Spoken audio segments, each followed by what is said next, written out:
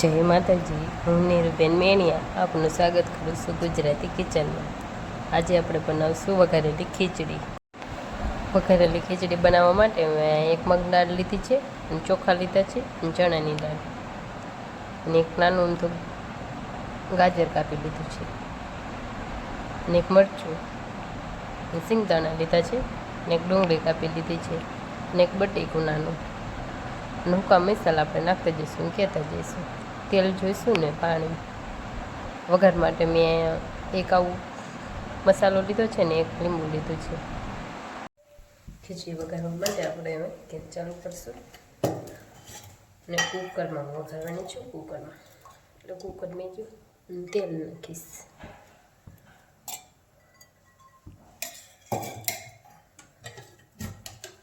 તેલ આપણું ગરમ થવા દઈશું.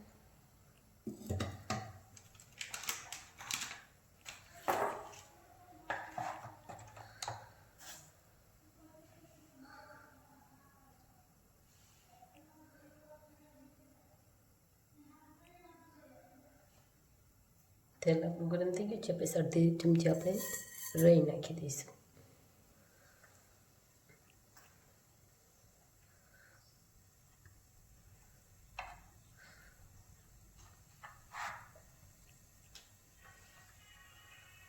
રાઈ આપણે ફૂટવા દઈશું.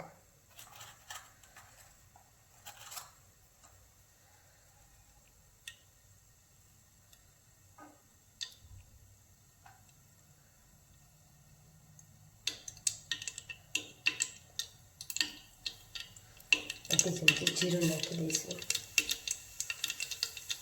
અડધી ચમચી આપણે હિંગ નાખી દઈશું. નાકને બાકી દીધી એ નાખી દઈશું.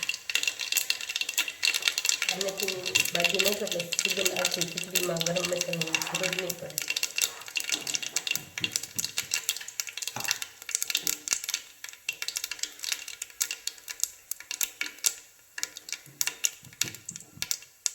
બધા શાકભાજી નાખી દઈશું આપણે. ડુંગળી,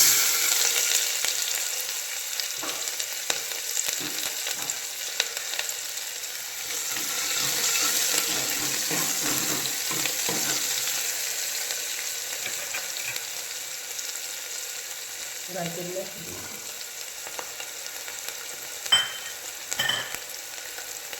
મરચાં નાખી બટેકા મિક્સ કરી નાખીશું.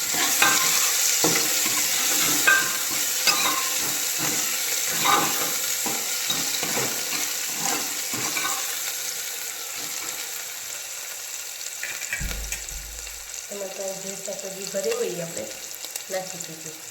ટમેટું, ધાણા, જીરું.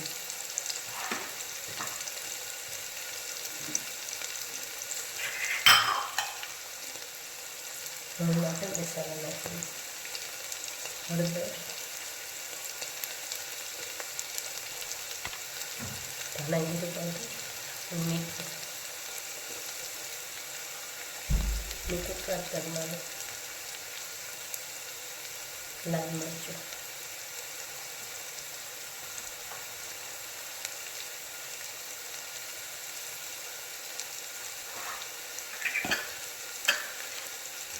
બે ચમચી જેટલું આપણે પાણી નાખશું.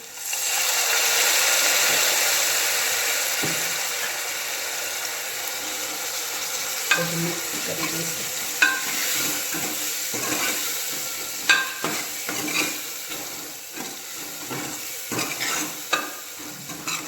આ રીતે આપણે શાકભાજી મસાલા મિક્સ થઈ ગયું છે.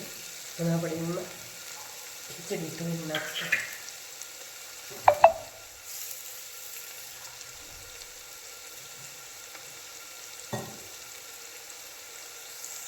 ખીચડી મેં ધોઈ નાખી બે પાણી. હવે આપણે એમાં કુકરમાં નાખી દઈશું.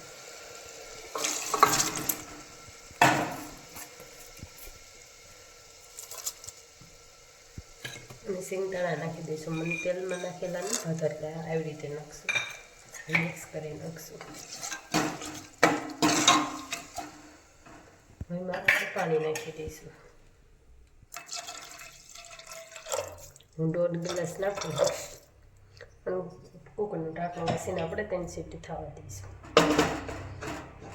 3-4 સીટી થઈ ગઈ છે. હવે આપણે ગેસ બંધ કરીને અને નીચે ઉતારી દઈશું.